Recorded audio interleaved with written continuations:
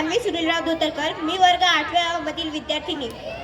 आजच्या कार्यक्रमाचे अध्यक्ष, गुरुजन वर्ग व माझे बालमित्र मैत्रिणींनो, आज मी तुम्हाला डॉक्टर पंजाबराव देशमुख यांच्याबद्दल 2 शब्द सांगणार आहे। डॉक्टर पंजाबराव देशमुख यांचा जन्म 27 डिसेंबर 1898 रोजी अमरावती जिल्ह्यातील पापड या गावी एका गरीब कुटुंबात झाला।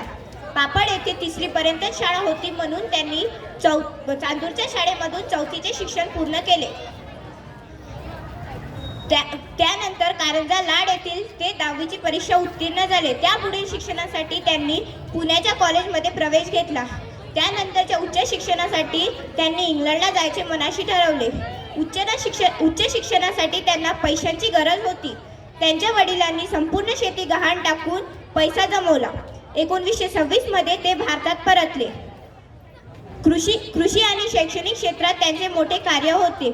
पंजाबराव देशमुख हे स्वतंत्र भारताचे पहिले कृषी मंत्री होते। पंजाबराव देशमुख यांचे कार्य 1926 मध्ये त्यांनी गरीब होतकरू विद्यार्थ्यांसाठी श्रद्धानंद छात्रालय काढले। 1927 मध्ये त्यांनी शेतकरी संघाच्या प्रचारासाठी महाराष्ट्र केसरी हे वर्तमानपत्र चालवले। 1928 मध्ये त्यांनी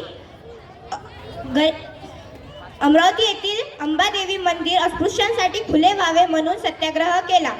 भारताच्या कृषी क्रांतीचे प्रणेते शेतकरी नेते अनेक आहेत, पण त्यांचे अश्रू पुसणारे व त्यांच्या व्यथा जाणून घेणारे मोजकेच आहेत। पंजाबराव देशमुख हे शेतकऱ्यांचे तारणहार होते।